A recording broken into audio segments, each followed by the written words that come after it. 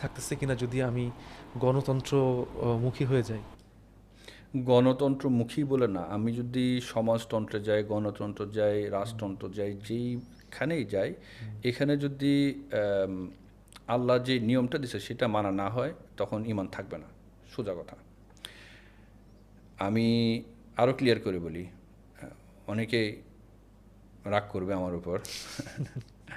Awami League, BNP, এই সেই যেটাই সাপোর্ট করা হোক, এটা শরিয়া আইনের মধ্যে পড়ে না। যদি শরিয়া আইন ফলো করা না হয়, তাহলে এটা হারাম মুসলমানদের জন্য।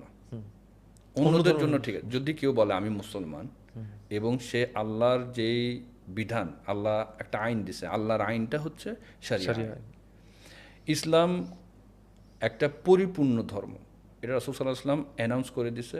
কাজ আল্লাহ কোরআনে বিদায় হজে ফাইনাল অ্যানাউন্সমেন্ট হয়েছে যে